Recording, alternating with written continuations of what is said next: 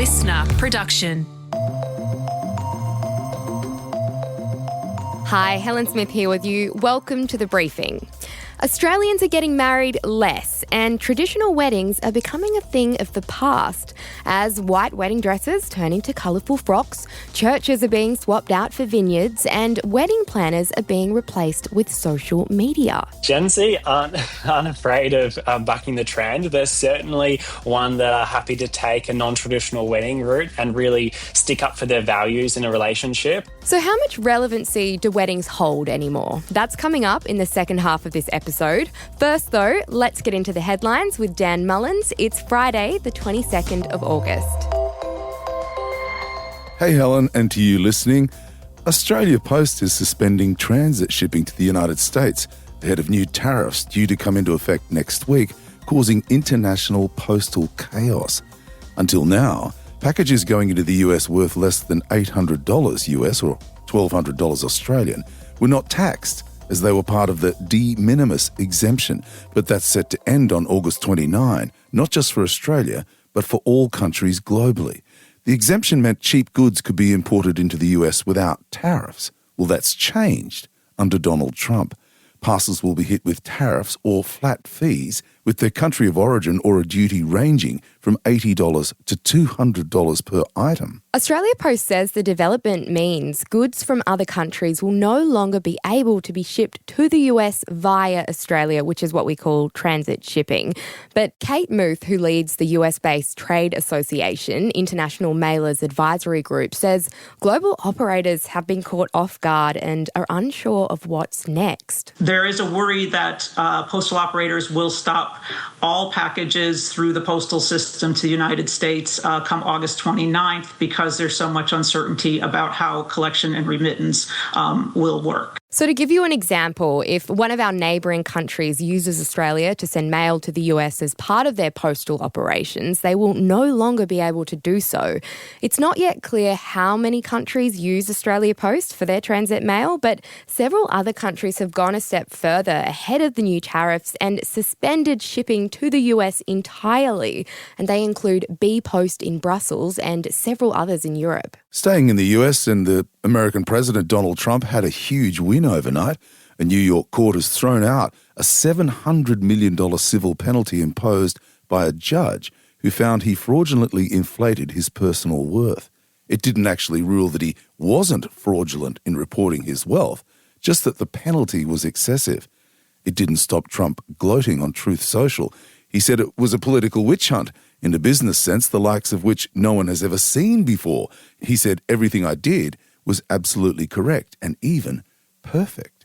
At the height of the 2024 election campaign, New York Judge Arthur Engoron found Trump and his two sons, Eric and Don Jr., had inflated their wealth and manipulated the value of properties to obtain bank loans and favourable insurance terms. He ordered Trump to pay US $464 million, and Eric and Don Jr. were ordered to hand over $4 million each.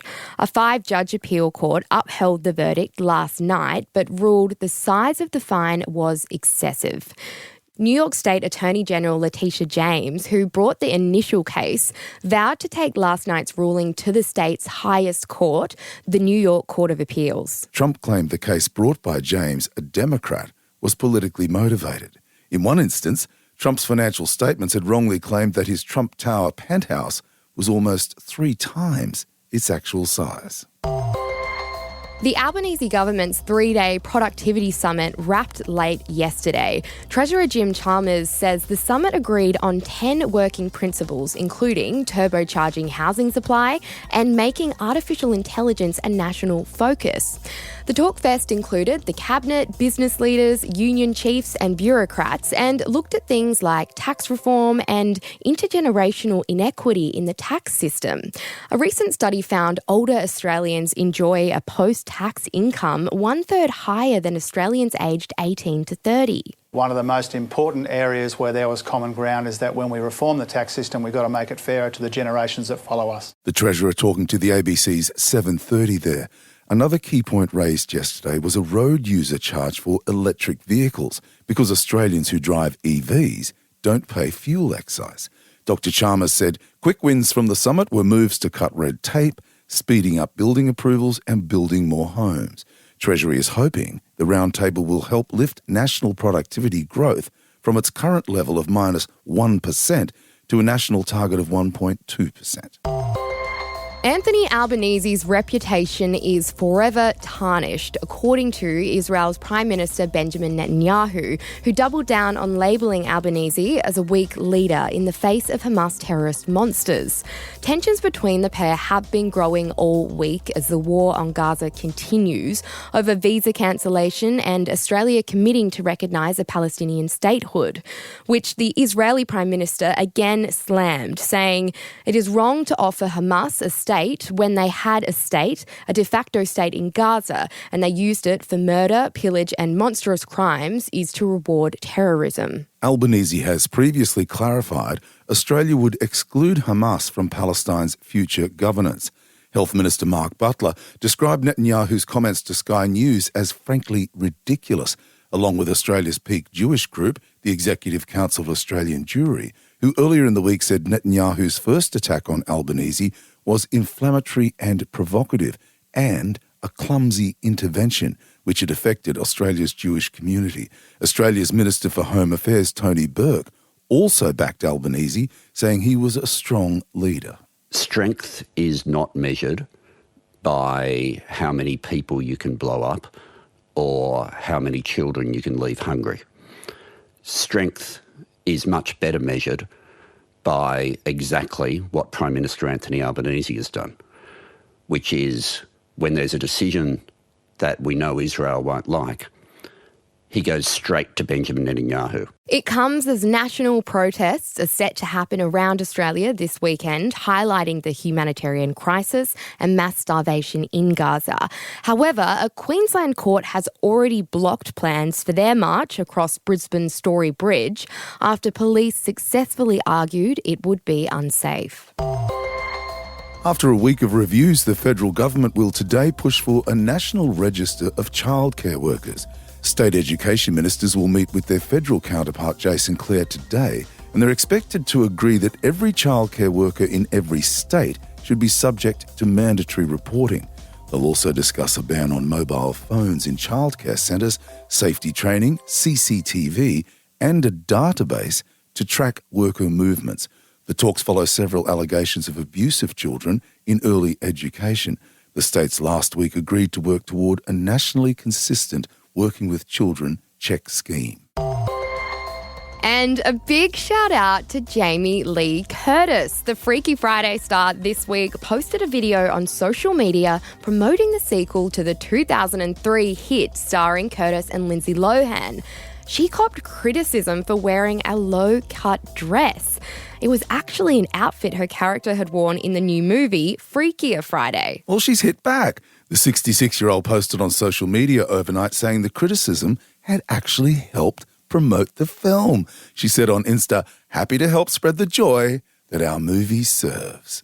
Last month, Jamie Lee Curtis told reporters she had never felt more beautiful and has openly spoken out about Hollywood's obsession with plastic surgery. And I love that she came back because women in Hollywood, especially older women, always get slammed for what they wear and how they look. And it's like, come on, guys. Yeah. What do you want?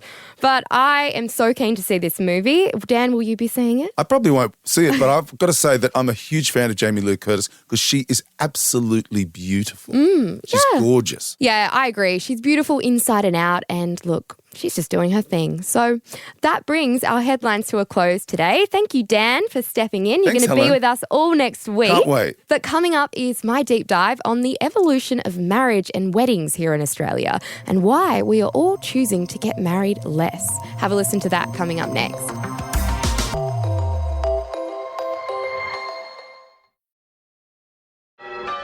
It seems like the wedding bells have been put on hold for many Aussies. Are weddings going out of style? Recent data has shown Australians are getting married less, divorcing less, and having fewer children. So, what's behind it all? Overall, the rate of marriage has more than halved since 1971, dropping from 13 marriages per 1,000 people to just over 5 in 2024. And it's not just if we're getting married that's changing, it's how we're doing it, with less traditional ceremonies, religious weddings taking a sideline, millennials and Gen Z now walking down the aisle, dominating the scene, and social media influencing how much we spend, with the cost of living playing a role. So, are weddings still relevant? Jye Marshall is a wedding expert and fashion design lecturer at Swinburne University. Jye, why are we seeing a steady decline in marriages here in Australia? I feel like people in Australia at the moment are just not as adherent to religions anymore. So we see a decline in people being more religious, which means that those traditional kind of norms that come with a religious wedding are no longer required. So things like purity and virginity within white dresses is kind of goes out the door, and the need to have a wedding in a church is no longer required. And I think this does come a lot with the social pressures of social media and celebrities, and really this rise in this culture of having big extravagant weddings. So I think people are really pushing back against the norms of these kind of religious traditions. And we've also seen a decline in divorce rates as well on the back of people not getting married as much. What is this kind of saying about marriage and relevancy in 2025? Yeah, we're seeing people get married a lot older than what they would normally. And I think this is because people are more so thinking about weddings as just being a party of kind of self-expression. And actually, when somebody gets married, they want to make sure that that connection is real and that they're committed in that. But I also think that the relevancy of weddings has kind of took a bit of a backseat at the moment in Australia, where more and more people are just happy to have a celebration of two couples. And it doesn't have to be this big, such formal aspect of their life, that it can just really be a party of two people loving each other and having a bit of a celebration rather than these formalities. And this is why we see a lot more people eloping as well. They're happy to kind of be less formal in this wedding tradition. And how would you describe a modern wedding? Yeah, a modern wedding today is one that's not wearing a traditional white wedding dress, taking a little bit more laid-back approach to the wedding dress. So we're seeing lots of different colours of wedding dresses. We're seeing people take a very informal approach. It could just be a gathering of different people in a smaller venue, perhaps onshore or overseas, just a small gathering of people rather than having this big extravagant wedding. I think the pressures of social media, people are actually starting to step back and really think about having weddings that actually are much more meaningful to them and their family and their friends, rather than trying to outdo other people, which we've seen in the past. So I think the modern wedding is really about celebrating two people rather than trying to outdo everyone else, which is exciting. And going to the white dress, what are the origins of that? How did that start? Yeah, so the white wedding dress hadn't really come and been cemented in Australia until the 19th century, and it really was influenced by Queen Victoria's wedding. Back in those days, in 1840, trends very much had what we called a trickle-down theory, where most of the trends would come from the wealthy and trickle down to the lower classes. And many people aspired to the royals back in the day and still to today.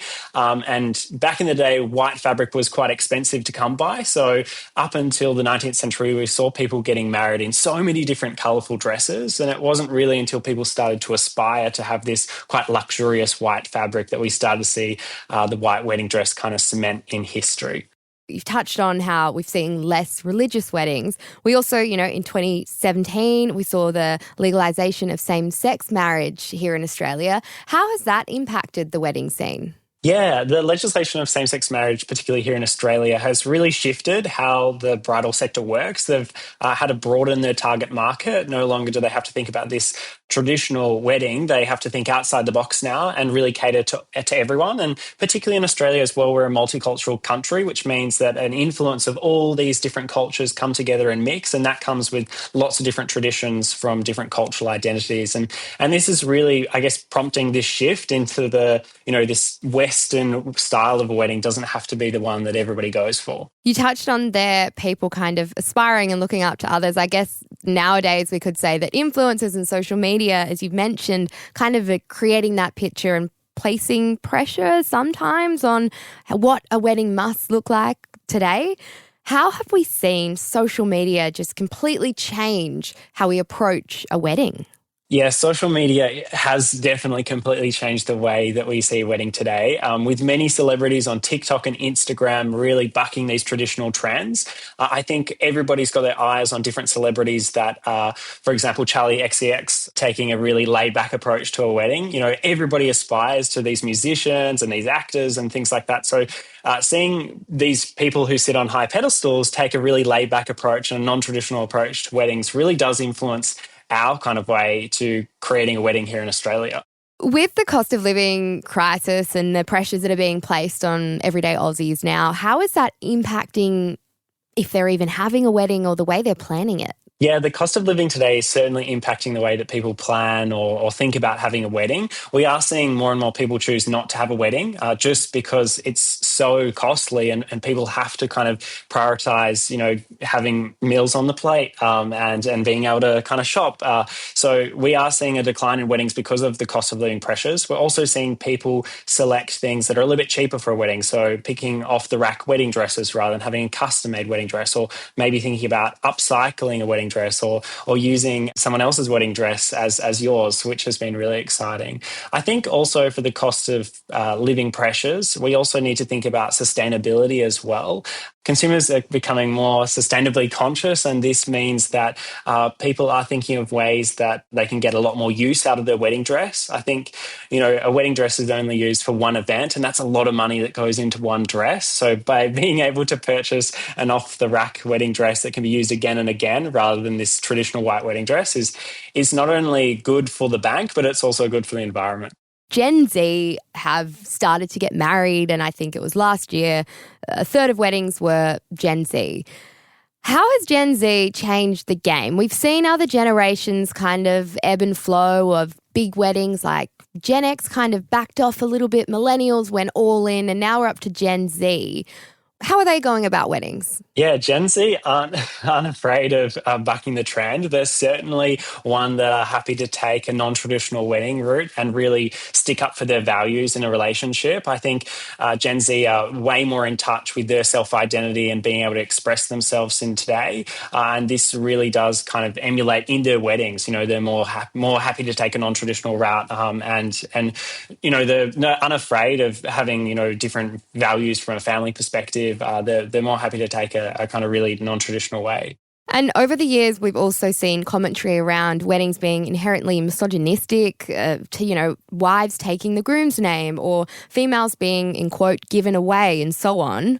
How has that also changed the narrative of the way people are getting married? I think today when we think about misogyny and some of these other themes, you know, Gen Z are way more in touch with their identity, and those traditions that go around with a wedding are just no longer needed. And this is where we are really starting to see these themes and these barriers really break down in weddings. People are happy to be, I guess, I keep saying more non-traditional, but it's actually today Gen Z don't see that as non-traditional. It's just their norm, and that's what it should be like. I think it's such a great celebration of two people coming together in love and celebrating their identity and culture. That's what a wedding should be all about, and I think this is what Gen Z are really carrying on. On the flip side, we have seen the rise of trad wives, which are traditional wives. Has that tried to steer the narrative in a different direction? I think any time, particularly within Australia, that we tried to change a trend, the traditional trend just does come back stronger. And that's just the way that trend theories happen. So we will always see a bit of a pushback with more people going to a more traditional line. But I think actually it's about celebrating all pathways to weddings and marriage. I think it should be a celebration of how other people take on this theme of marriage. But I think, you know, going forward and trying to doing a bit of trend prediction, I do think that this non-traditional wedding pathway is only going to get stronger and stronger as we go. So over the past 5 to 10 years, what have you observed as the biggest changes to how people are getting married? I think the biggest changes I've seen is the wedding dress and the formalities behind the wedding. So we're seeing more and more people be happy with colourful wedding dresses. You know, we see this every day on TikTok and Instagram picking up, which is so exciting.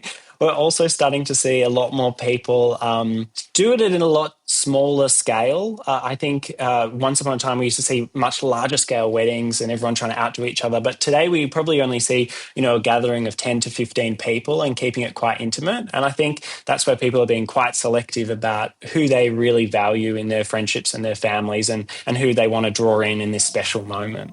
Jye, thank you so much for joining us on The Briefing. No, thank you so much.